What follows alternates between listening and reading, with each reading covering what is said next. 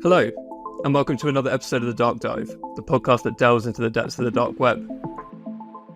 My name is Aidan Murphy, and I'm your host as each episode we look at different aspects of the dark web. In the podcast feed, you can already find the entire limited series. In other episodes, we look at how the dark web works, and areas of the dark web like marketplaces, hacking forums, and ransomware leak sites. But in this episode, we're going to look at what I call dark web service providers, by which I mean the wider ecosystem of services like Cryptomixers, dark web search engines that support many of the marketplaces and forums we've discussed over the past 4 episodes. This is a term that, as far as I can tell, no one else has adopted. But here today, to help me coin the term dark web service providers, are 2 cybersecurity experts that are engrossed in the ecosystem of the dark web. Rob Fitzsimons, lead threat intelligence engineer at Searchlight Cyber. Hello, Rob. Hi, Aidan. Thanks for having us. And Carlito Perschky, senior threat intelligence analyst at Searchlight Cyber. Hello, Carlito. Hello. So I'm just going to ask you to really quickly introduce yourself to our listeners. We'll start with you, Rob, if you don't mind, just telling everybody what you're about. Hi, so my name is Rob Fitzsimons. Thanks for the introduction, Aidan. I have a background as sort of coming up through my cybersecurity career as an intelligence analyst within the British Army. Gave me incredible insights as to not only the fundamental aspects of intelligence, how it works and why it's so important, and how that intelligence element relates to cybersecurity, but also being able to pull through to understand how it really can be leveraged to a good effect within a operational requirement. After leaving the military, I worked for a number of years at a network monitoring security provider. And then since that, I've been working at Searchlight Cyber for almost 2 years now. So had a lot of time to explore all the intricacies of the dark web, trying to understand why people are using it and the different things that may be happening within that environment. Brilliant. Thanks, Rob. And Carlito, if you don't mind just saying a word on yourself for our listeners. Well, my name's Carlito. Coming out of university, finishing my degree in criminology. I spent 3 years working for the Yorkshire and Humber Regional Organised Crime Unit, one of the civilian investigators. I spent a lot of time focusing on cryptocurrency-based investigations, tracking crypto through the blockchain, people's ill-gotten gains, things of that nature. After the stint there, I spent about 9 months at PayPal, working on their crypto SAR department, so filing suspicious activity reports for PayPal and helping build out the crypto wing there. And then a small stint in fraud before landing here in Searchlight for the best part of, I think, maybe 4 or 5 months now. Brilliant. Well, we're going to be talking about cryptocurrency, so you're the right person to be talking to.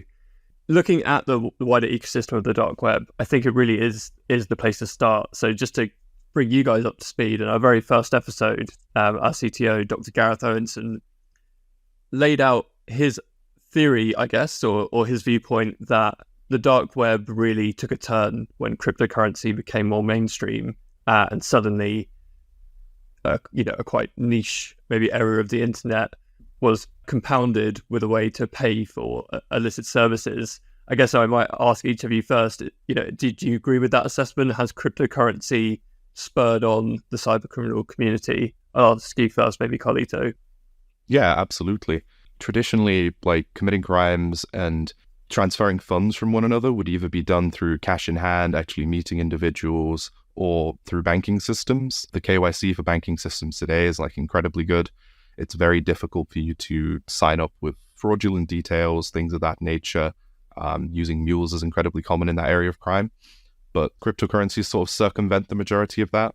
The ability to send funds to someone in another country, where there might be sanctions in place, just the other side of the world, within the space of 10, 15 minutes, which is not anonymous, but pseudo-anonymous is the best way, really helped shape the future of how online crime is, especially in the dark web ecosystem. Brilliant. Robin, before I just kind of pull up on Carlito on some of the points he made there, do you have a viewpoint on that, on how cryptocurrency is kind of fueling, I guess, the crime you see day to day in your work? Yeah, so I was just going to touch on the point that Carlito raised regarding the sort of pseudo-anonymity associated with cryptocurrencies. Ultimately, the majority of the criminals that are leveraging the dark web utilize it for its anonymity and the element of privacy that it is perceived to give them. So not only operating in a global manner, but being able to hide the element of where they're distributing it from, where they're distributing it to, has always been an element of attraction around the dark web. So bringing cryptocurrency into that provides that, again, an element of additional anonymity, privacy around people's payments, helps to further secure their transactions, further secure their activities, and also gives the facade of added impunity against all of their actions that they're having on the dark web. So it kind of goes hand in hand that any additional capabilities that are going to provide a higher level of anonymity to these individuals is going to potentially be sought and leveraged to its full effect. I'm really interested in this anonymity element, but just before I get onto that, I think it would be good to give the listener a sense of, how often do we see cryptocurrency on the dark web? How prevalent is it? And what are people using it to pay for? Rob, maybe you can comment on that. You spend a lot of time kind of looking at it's part of your job, obviously, investigating this kind of activity. Yeah, can you give a sense of the scale of the use of cryptocurrency? Where do we start?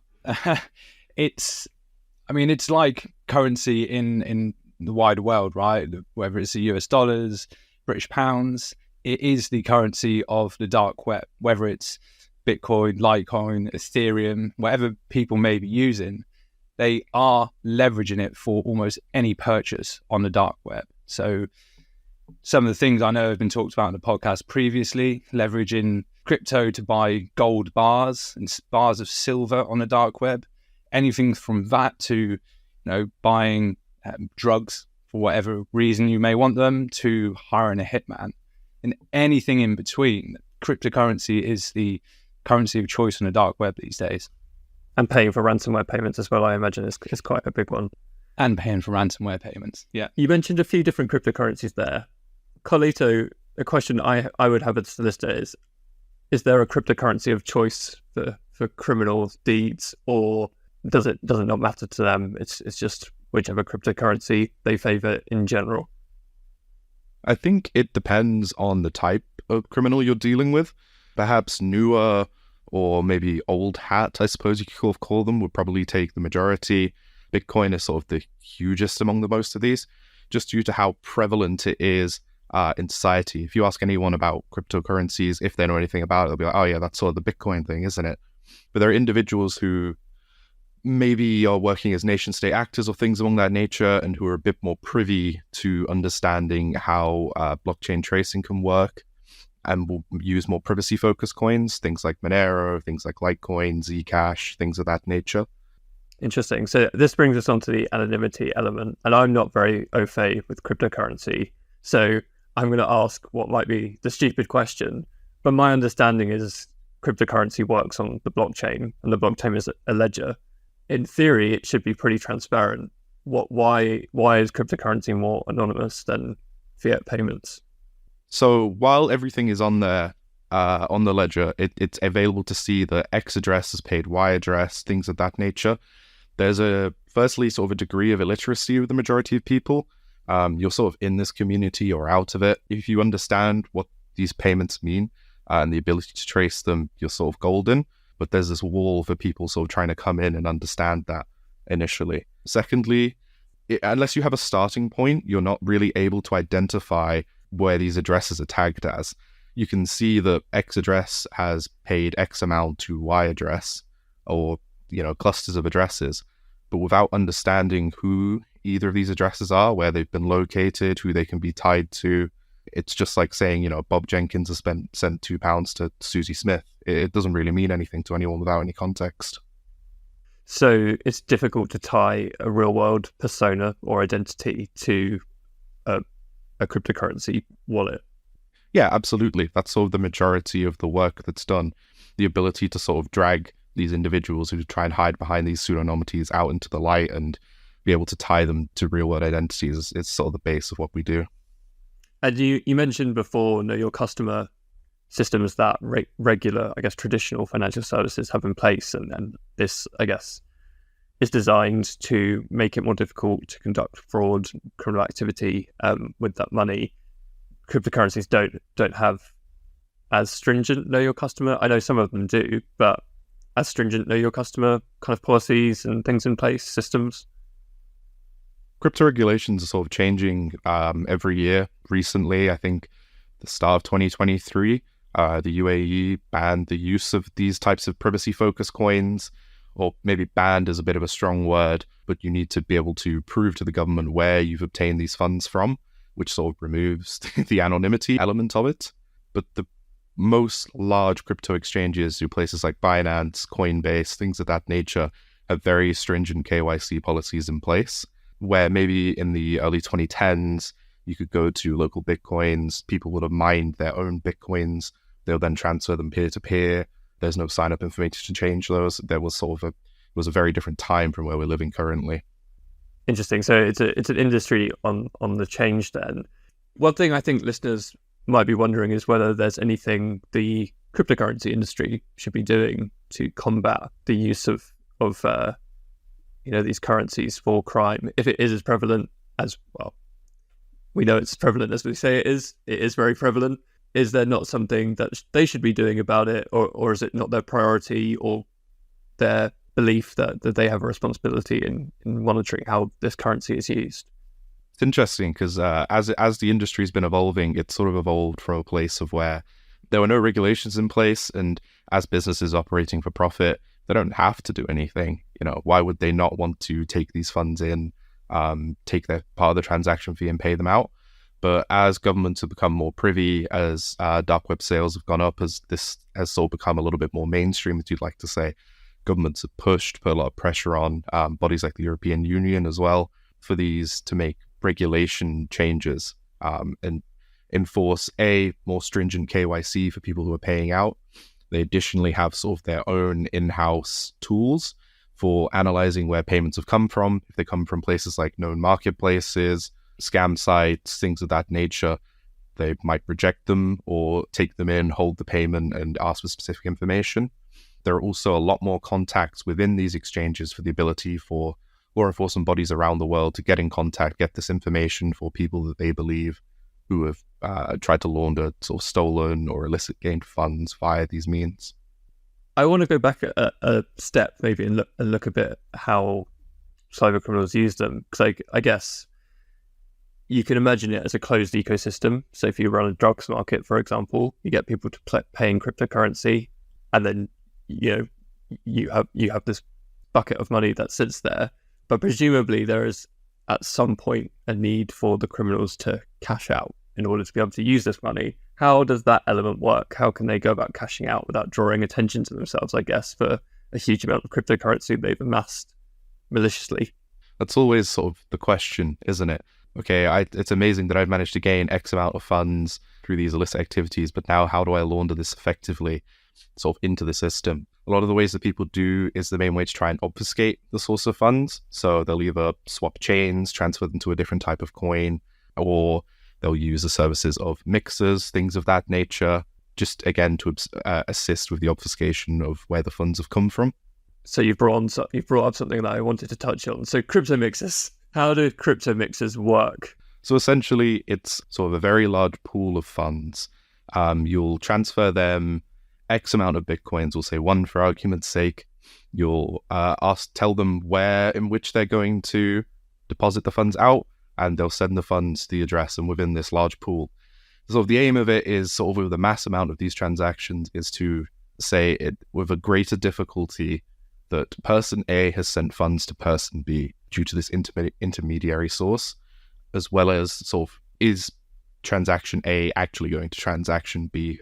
If there are maybe hundreds, thousands of people putting in one Bitcoin at a time, and there are thousands of people on the other side also gaining a Bitcoin, how are you supposed to say that A and B are connected? Just to add to Carlito's point there, it's money laundering, right? Something that has been happening for, as long as I know. People, particularly criminals, are gaining money through some sort of illicit service, but they want to be able to utilize that money to pay for actual goods and make it look like legitimate currency. Money laundering has been going on forever, and there's always been capabilities to do that, whether it's going to a casino or something, look at making it look like winnings, through to Walter White in Breaking Bad selling additional air fresheners for every car wash that goes through. Ultimately, the technological advancement of cryptocurrency has just shifted that focus from a physical currency through to the digital currency. It is given that additional capability to criminals to continue to conduct their malicious, illicit services on a dark web, continue to have that ease of money laundering, if you will, because they still don't need to have access to it. They can transport it digitally to any of these mixers or tumblers, wherever they want to in the world, whichever one's potentially better or is not being viewed at that particular time, and ultimately get that money to where they want to, as Carlito was saying, have that information or that currency exfiltrated into whichever account it needs to be, and it ultimately looks like legitimate transactions. Yeah, I was going to say that it's effectively sophisticated money laundering.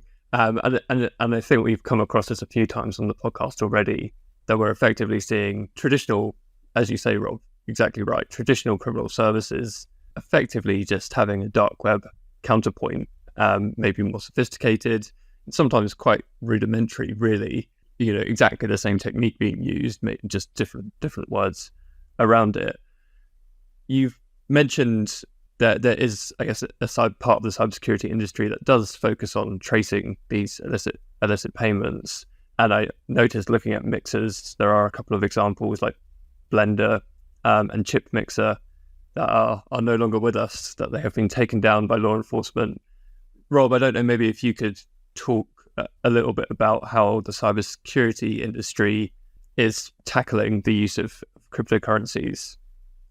Yeah, that's a great question. So we understand we are seeing people use it, and there is ways of monitoring and understanding where those transactions are going. Ultimately, there's pieces of information that have to be shared actively. So as Carlito mentioned earlier, if you're making a payment, it needs to go into a crypto wallet, for example. Now, we often see, particularly on the sort of criminal side of the dark web, individuals in markets or in forums, they ultimately want to be paid, right? There's a selling service, they need to be paid. The question is, where do we get paid to? That answer to that question is their crypto wallet, which they will have a specific reference to, and they ultimately share, which could be on a private message and through something like Telegram, or it can be commonly listed on the bottom of their market. So this is my crypto address, this is how much I want for this product, send it to this wallet. They're pieces of information as they stand individually, but we can start leveraging those pieces of information and say, okay, potentially, if we take the wallet example, where else have we seen this wallet? Are we seeing multiple individuals leveraging the same wallet? In such a case, it could be the same individual under multiple aliases. It could be a single wallet leveraged by a larger organized criminal group. Regardless of how it's being leveraged, we understand that there is a wallet that is potentially receiving funds by some sort of malicious actor. What we can start doing then is leveraging digital tools such as chain analysis or Elliptic, who offer capabilities to start enabling investigations into the blockchain. So again, as Carlito was referencing earlier, being able to monitor and follow those transactions through the digital ledgers to understand where the money is coming and going, and understand where it's potentially being shared, and potentially who this information or this currency is being attributed to. Yeah, so I saw chain analysis. I think we can name, as they're a friend of SearchSite, and what they do complements what we do quite nicely. But they effectively, from what I understand, start flagging accounts that are tied to criminal activities. And I guess if you're a law enforcement officer or a cybersecurity professional, maybe investigating a ransomware group or something like that, building these profiles and attaching them to specific cryptocurrency accounts and that kind of information, like you say, you start to kind of accumulate a body of evidence. Is that the right way of looking at it? Yeah, I would say that's fair to say. Ultimately, it's about evidence, and it's about, we're talking about the law enforcement side of things. it's all about investigations, right? In particular around the cryptocurrency, it's fraudulent or for financial investigations. So again, going from where it used to be, trying to understand which money is being transferred from which accounts and who's potentially taken out in the Cayman Islands. It's looking more specifically in that digital perspective to see, okay, which wallets are these cryptocurrencies going to and from? Again, trying to conduct those investigations in an effective way within this digital remit. So it's possible, but would it be fair to say that cryptocurrencies have made law enforcement's job much more difficult? I can see, Carlito, you're nodding very vigorously.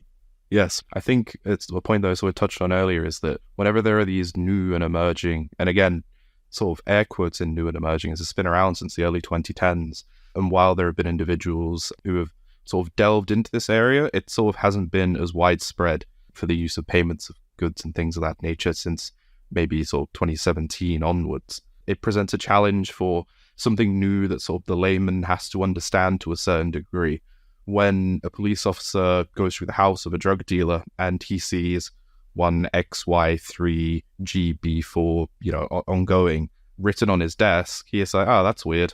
There's this new sort of understanding they have to be aware that, oh, this could be a cryptocurrency address. Perhaps he's taking funds through cryptocurrency. Perhaps there's a lot of money we don't know about. Things of this nature. There's also a whole new demand for a whole new set of skills that really need to come in. Sort of while it's great, maybe you could accumulate that these individuals have cryptocurrency. It's like, okay, then what? There needs to be people in this remit who understand and are capable of using this information to leverage it and help with convictions. Yeah. And I guess there's also the added element of, like you say, in inverted commas, newer technology, that perhaps the regulation and everything else around it isn't quite there yet as well. Is that the case, or has the industry come on further around that in terms of really legislating to stop the use of cryptocurrencies for illegal activity? For where we are at the moment, I'd say the majority of large exchanges are doing a pretty good job. They have very stringent KYC policies I've touched on earlier, and they have their own in-house tools. They adhere to pretty strict regulations, and I'm pretty sure there are rumblings of regulations are going to get a bit tighter as well. They do a pretty good job of keeping to these. So I think currently from where they're at, I think they're doing a pretty good job. Okay, just before we move on from Cryptomixers, are they strictly illegal? Are there any use cases in which they're acceptable, or really is it, if you're operating a Cryptomixer, you are under the watch of law enforcement? I think as long as you're using it for the correct purposes, right? It's a tool like any other. It's the ability to transfer funds anonymously from X to Y in the way that sort of you can make anonymous donations to charity and things of that nature. Anonymous transactions aren't inherently bad. It's when they're abused that's sort of the issue. Maybe if you're a journalist and you have some sources that you want to pay money to for whistleblowing information, and you want to ensure that their safety is there, the ability to sort of help anonymize your payments to them while, crypto is already a good additional step. You want to take every step possible to protect your sources. That would be sort of one pretty strong example. Or countries where their currencies aren't particularly stable. Places like maybe Venezuela is a pretty good example, where their currency fluctuates almost daily, I believe. The ability for this universal currency to be able to hold its value when maybe sending money home to family or to provide aid is also like quite a handy tool. So very like the dark web itself in a way, that nothing really inherently bad in the technology, but it's the way it's used that is strays into the illegal or ethically questionable. Yeah, absolutely. There's no really bad things, just bad people. Just bad people. At this point, I think I might move us on to the idea of dark web search engines, because it's an interesting topic. So again, going back to episode 1, Gareth said one of the key elements of the dark web is that the sites are not indexed on search engines, and not to call our co-founder a liar at the 5th episode of the series, but there are search engines on the dark web. Rob, I guess what's going on there? Can you explain that? Gareth just messaged me and said he'd like a chat with you after this. Yeah, it's an interesting, I think you referred to it as an interesting paradox in the dark web, like something that is ultimately designed for anonymity and ultimately hide everything away. All of a sudden you're starting to see dark web search engines which are trying to index certain sites, forums and markets and enable people to find what it is that they're looking for. And this is maybe an element of a challenge within the dark web. Whilst people are using it, again, there's some legitimate reasons for accessing the dark web. The majority of what we see and what we deal with is for illegitimate reasons. It's people selling illicit goods, as we touched on earlier, trying to sell anything from drugs to weapons to, again, hitmen for hire. It's a service, right, that they're ultimately trying to sell. You cannot sell anything in this world without somebody being aware of it. So ultimately, if you're not making yourself visible, if no one can find you, you're going to have a load of product, whatever that product may be, and you can't shift it. So ultimately, there is, I believe, a bit of a gravity towards having things like dark web search engines to make certain markets and certain forums more visible, easier to find for people who are sort of fairly new to the dark web, don't necessarily know how to search it. But ultimately, they can get on and they can find what it is they're looking for and potentially make a purchase and take advantage of those services being offered. Yeah, I think the listeners are going to be sick of me talking about the dark web paradox, but I do think there's no other way to describe this. It's back to that idea of wanting to use the dark web for its anonymity, but like you said, they're trying to sell something, so there has to be a degree of being found. And I was shocked when I started working here. Someone told me that dark web search engines even have advertisers, sponsored ads, like you might get on Google or Bing, which is slightly crazy in my mind. That in one hand they're using the dark web to avoid detection, and in the other hand they're paying for advertising. Rob, can you give the listener maybe an idea of what does the dark web search engine look like? Are we literally talking kind of a knockoff version of Google? If someone visited a dark web search engine, which we would not recommend, what would they see? Yeah, I would say you're not far off, to be fair. Think of Google search engine, but in one of its earlier iterations. So kind of like dial-up versions of the internet. It's all a little bit dated, a little bit clunky. It works. It's a little bit slow, but ultimately, it does get you to where you need to be, and it gives you some links and some references to areas that may be of relevance to you. It's not infallible. It's not the best search engine in the world. Ultimately, the dark web is an extremely volatile place. So a site that may be up today may be down tomorrow. So if you're finding a reference to that site on the search engine, you can go through dead link after dead link of just going onto forums and markets, which the search engine's found that link for you, but ultimately there's nothing behind it. I was just going to ask Carlito, I guess there's also a risk of following unknown links on the dark web, an inherent risk of, I guess, using a search engine in that way. Yeah, I suppose it always comes with the disclaimer that everything that's sort of advertised there, the dangers for this are really real. Anything that you wouldn't want to see on the clear web, things that are banned, can crop up on there. So it's always important to be incredibly careful with protecting yourself from things like malware, but also ensuring that you're not seeing content that is upsetting or offensive to you, because there's an awful ton of that on there. Yeah, I guess this is one of the inherent risks for researchers and security professionals who, as part of their job, they have to monitor the dark web, but it is an inherently dangerous place. And also, you've got to consider the people, generally younger individuals who are new to the dark web. It sounds like a kind of cool place to go, If you're a bunch of teenagers and you're thinking, talking about in the playground, have we heard of the dark web? It is unbelievably accessible these days. And it's that risk where people like security researchers, threat intelligence analysts, investigators are often generally aware of these risks and have capabilities in place to hopefully protect them from the likes of activity that Carlito just referenced. But for people who are very new to it, who don't understand and don't have these backgrounds to be aware of some of the things that happen on there, they're the ones that potentially fall into the trap of seeing this horrible activity on a dark web that they really don't want to, And then that's associated with that additional risk, right? They've been on there, potentially stuff's got onto their systems, potentially malware or worse. And that starts to add an additional challenge to protecting certain individuals from, almost an awareness piece, a broader awareness piece of making people understand what the dark web is and what the risks are associated with it, so they can better prepare themselves and maybe not go on there in the first instance, unless it is for a legitimate reason, particularly from a work perspective, and in which case they've got the tools and capabilities in place to protect them from things that they shouldn't be seeing. There was a very large phase, not to out anyone here as being older than me or anything, but as a young man on the YouTubes and on the TikToks, there were these phases where individuals would create videos which were like, I ordered the $250,000 mystery box from the dark web. And these videos are obviously targeted at sort of younger audiences, creating this sort of air of mystery of like, oh, there was like a knife here with like a bit of ketchup on it. Maybe this was used in a murder, and things like this that really pique the curiosity of young individuals.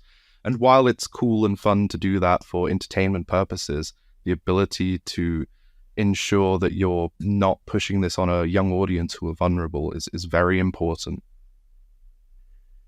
Absolutely. I mean, I hope everybody listening to our podcast would, at this point, be very aware of the dangers of the dark web and not to be looking to go for themselves, unless, of course, they're a cybersecurity professional and have all the proper parameters around them and are doing it strictly for research and security purposes. Search engines, slightly problematic, as you said. The search function isn't great. They are quite dangerous. My understanding is that almost more popular on the dark web, I mean, talking really old school, are very simple sites. We might call them Linksites, where you go and it's like an index of links to follow. Are either you kind of aware of those? Yeah, absolutely. There are a lot of these sites which are often just HTML pages with links attached to them saying this is how you get to sort of X place. Dread is a very large forum, which I'm sure at some point was touched on the podcast. All the large marketplaces that are going on, as well as other resources, Wikipedia, BBC News all have their own dark web marketplaces. They're all often on these places. One example off the top of my head is called Tor.taxi, which is a website which does, exactly as previously described. So I was just going to add, ultimately these link sites are almost like a more easy to use version of the search engine, right? If you're looking for the search engine, you'll provide loads of links referencing the word or the term that you've looked for, which could be relevant, could not be. If you can find links to these sites, maybe by using the search engine, but something like Tor Taxi, you get on this page and you're no longer necessarily trying to go for the challenge of finding something of interest. It's kind of more readily presented to you. So you would have like categories maybe of forums, and it would be user maintained of the top 5 forums currently, all of them hyperlinked through to their onions. That could be markets, forums, Cryptomixers, how to set up crypto addresses, wikis. There's all sorts of areas that can genuinely be quite useful. Again, from that sort of security research, threat intelligence perspective, if you know where these sites are, index them and you can leverage them for your own investigative purposes. But yeah, they can be handy for sure. You touched on something there, Rob, that I wanted to talk about in this episode. So we've had these previous episodes that focus on very specific areas of the dark web. It's the way I like to think of it. Marketplaces, forums, ransomware leak sites. It's quite easy to start to categorize these Tor sites into these buckets. But obviously the dark web is vast and has a lot of strange things on it that don't necessarily fit into these very clearly defined areas. I wanted to ask you guys, what are the areas of the dark web that maybe our listeners won't have heard of before, won't have come across, maybe never want to come across, but should know about? I'll start with you, Carlito. A personal one that really stood out to me was sort of maybe in my first 2 years of starting as an investigator for the Yorkshire and Humber Regional Organised Crime Unit, was a website titled P-Pick of the Day. It was a web page with an image of an individual in a public stall. Nothing inherently poor about it, no genitalia or anything of that nature, just a picture of an individual in a public place to urinate. That is a particularly strange area of the dark web, I would say. Did that come up in the course of an investigation, or on I believe at the time we called it horizon scanning, going and looking at new websites and justifying if there was any investigative lines there. To a degree, I suppose you could, but there was no other real information unless you were particularly good at identifying what bathroom tiles look like, perhaps, and where they could be located in certain countries. A very niche set of skills, which unfortunately I didn't manage to cultivate in my time. Rob, areas of the dark web that maybe the listener may not have come across or heard of before? So I do have a particular favourite on this, which I fortunately stumbled across after a sort of slightly investigation, slightly darker side of the dark web. So I needed something a little bit more uplifting and not necessarily what you would assume to be on the dark web. It was a site called Get Gnomed, as in a little garden gnome that you would have. And it doesn't exist anymore. The site's down, unfortunately. But essentially, it was a fairly humorous service that was supposedly being provided from the dark web, where they had different categories, and you could essentially request this service to have an individual, be it a friend or an enemy, gnomed in some way, shape or form. And if I remember right, they had, say, multiple services. One of the lower tiers started at about $500. So you could get an individual gnome. It would simply be their front lawn would be filled with gnomes, which kind of humorous. I imagine it would be infuriating if it happened to me. But, you tidy them up and this sort of forgotten about. The increments and tiers had, I think one was called something like Cursed Gnomes or Gnome Haunting. And you'd start off with a single gnome. If you remove that, the next day there'd be 2, and then 4, and then 8, and they would multiply day after day to essentially kind of terrorize someone in one of the nicest and most harmless ways possible. It was quite weird. But to go back to one of the points that Carlito made earlier, I'm pretty sure, and you can find this widely reported on the internet, it does seem like a hoax. I mean, I can't imagine anybody's going to spend $500 to try and get a bunch of garden gnomes put in their friend's garden. But this started and was widely covered on TikTok by an individual. And it seems like they probably started off initially, started recording it and try and get a load of traction. They made loads of videos, hundreds of thousands of views. But as I say, that point that Carlito made earlier, that sounds really interesting. It went viral. It's an insight into the dark web that a lot of people don't see. It a really light-hearted insight into the dark web, which can often be that stepping stone for people trying to get into it and then ultimately go down certain avenues and find other things that they potentially weren't looking for. But yeah, for me, Get Gnome's probably the best site on the dark web. I'd never heard of that before. That's fascinating and sounds like a horror movie. I'm not sure that is an innocent use of the dark web, to be honest. I would be terrified if a collection of gnomes appeared on my doorstep every morning. I guess both of your stories illustrate that there are just weird, quite funny use cases out there. You have both also drawn out the more serious element. I might just finish off by asking, why is it important that people know about these areas of the dark web? Maybe not the gnome site, but in particular about what is out there and what's on the dark web from your perspective. Why is it relevant to them, Rob? From my perspective and the investigations that I've been involved in, and this sort of use case that a number of our customers are involved in, there is a growing criminal activity within the dark web ecosystem. We see a lot of activity, again, relating to things like the crypto addresses. It is being leveraged for more, provide that pseudo-anonymity around these activities. It's allowing people to more readily access sites, buy services, conduct criminal and malicious illicit activities. And ultimately, there's things happening. Everything from ransomware groups or threat actors developing exploits through to data being released on the dark web after a company's been breached and anything in between. And it's all of those pieces combined, depending on your specific use case, that you can start deriving value from. Investigating an individual, or monitoring a ransomware group, understanding what's happening so that we can ultimately have informed decisions about what we may need to do to, from a cybersecurity perspective, protect our organizations, from a law enforcement perspective, identify individuals, track activities, and understand what is happening.